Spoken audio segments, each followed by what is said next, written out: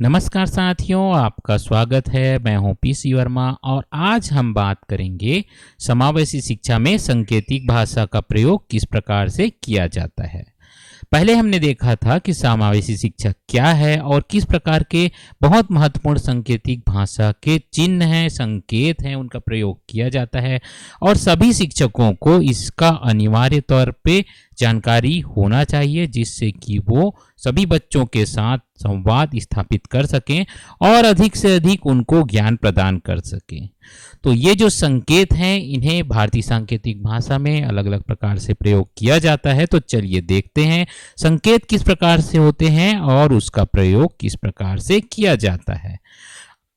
गृह कार्य की कॉपी की जांच करवाइए। यह अगर कहना है बच्चे को कि गृह कार्य की कॉपी की जांच करवाइए, तो चूंकि हम जानते हैं कि जो बच्चे बोल या सुन नहीं सकते हैं तो वे हमारी बात को नहीं समझ पाएंगे, तो उनको हमको संकेत में बताना पड़ेगा कि गृह कार्य की कॉपी की जांच करवाइए।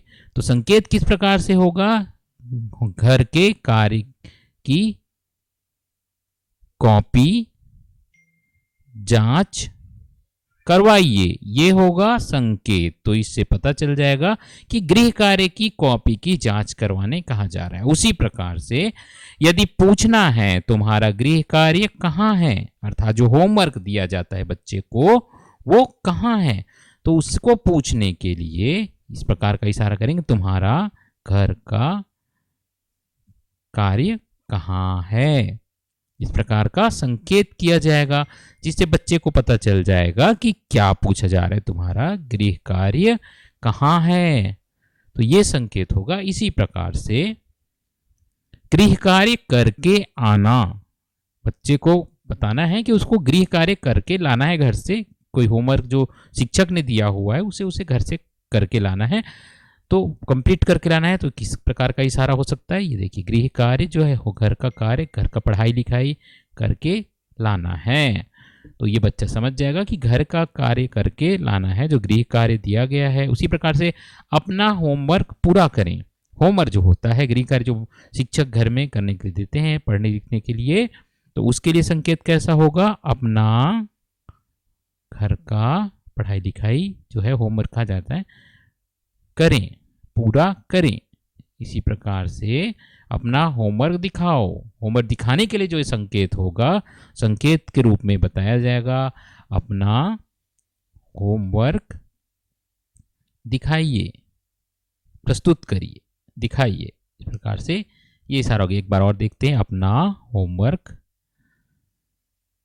दिखाइए। तो इससे समझ आ जाएगा। इसी प्रकार से संकेत है, तुमने होमवर्क क्यों नहीं किया, ये पूछना है। तो होमवर्क क्यों नहीं किया ये पूछने के लिए संकेत जो होगा वो कैसे होगा? तुमने होमवर्क क्यों नहीं किया।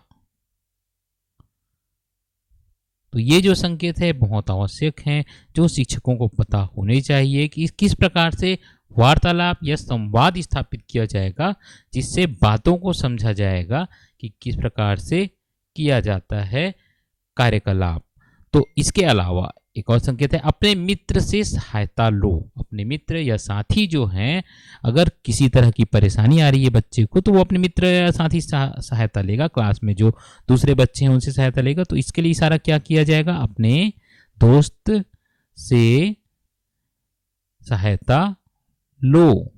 एक बार और देखेंगे, अपने मित्र से सहायता लो। ये संकेत बहुत अनिवार्य संकेत हैं, जिनका ज्ञान शिक्षकों को होना चाहिए। इसके अलावा संकेत है, कल स्कूल क्यों नहीं है। अगर बच्चा स्कूल नहीं आया तो उसे पूछने के लिए संकेत जो है किस प्रकार से किया जाएगा? कल विद्यालय क्यों नहीं आए। ये इसी प्रकार से कल छुट्टी है, अगर बच्चे को बताना है कि कल छुट्टी है तो किस प्रकार से बताया जाएगा?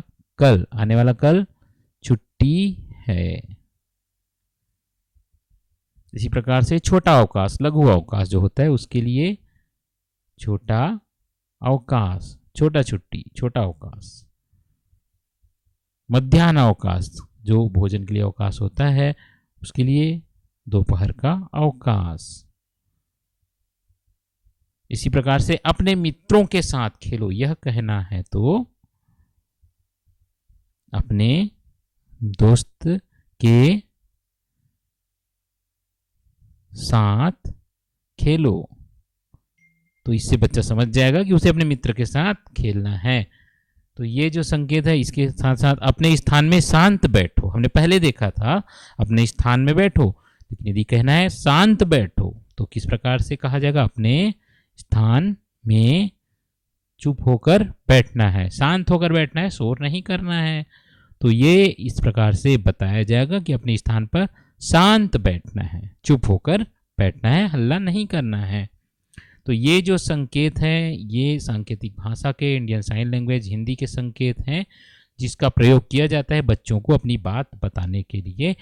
इसी के साथ साथ हमने एक टूल भी तैयार किया हुआ है जिसका प्रयोग आप कर सकते हैं संकेतों को समझने के लिए, speech to sign language translation के लिए, जिसका लिंक हम अपने डिस्क्रिप्शन पे हमने रखा हुआ है, नीचे में आप देख सकते हैं।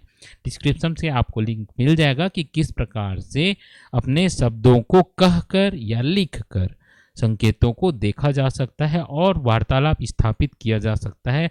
भले ही आपको सांकेतिक भाषा नहीं आती हो, लेकिन इस टूल का प्रयोग करने के बाद आप वार्तालाप आसानी से कर पाएंगे, अपने बातों को बता पाएंगे कि आप क्या कहना चाह रहे हैं। कि जो व्यक्ति बोल या सुन नहीं सकता है उसे आप संकेत में बता सकते हैं कि आप क्या कहना चाह रहे हैं, संकेतों से वो समझ जाएंगे। इसमें छोटे छोटे वर्ड्स को भी रखा गया है और बड़े वर्ड्स भी हैं जिसे आप बोलेंगे, रिकॉर्ड करके प्ले कर सकते हैं, व्यू कर सकते हैं। साथ ही साथ यदि आपने हिंदी में कोई शब्द लिखा हुआ है तो उसे आप लिख कर देख सकते हैं कि उसका संकेत किस प्रकार से होगा और बहुत हद तक सहायता मिल जाएगी। साथ ही साथ हमने वीडियो को भी इस प्रकार से बनाया हुआ है कि ये कैप्शंस में आपको दिखाई देगा, तो इसे कोई भी व्यक्ति जो है वो आसानी के साथ समझ सकता है कि वीडियो में क्या कहा जा रहा है। भले ही वो नहीं सुन पाएगा लेकिन वो पढ़ सकता है। इसमें कैप्शंस हिंदी में लिखे जा रहे हैं जिससे कि सारी बातें आसानी से समझ आ जाएंगी। तो भारतीय सांकेतिक भाषा में आज के लिए इतना ही साथियों। आपसे अनुरोध है कि हमारे साथ बने रहिए, हमारे वीडियो को अवश्य लाइक करिए और यदि आप पहली बार हमारे चैनल पे आए हैं तो चैनल को जरूर सब्सक्राइब करिए। हम आपके लिए इसी प्रकार आपसे जुड़ी हुई आपके काम की बातें लेकर आते हैं जो आपसे जुड़ी है और निश्चित तौर पे ये लोगों के लिए मददगार साबित होंगी। तो आज के लिए इतना ही साथियों, मैं पीसी वर्मा आपसे विदा लेता हूँ। जल्द ही आऊँगा एक नया वीडियो लेकर, तो तब तक के लिए धन्यवाद, नमस्कार।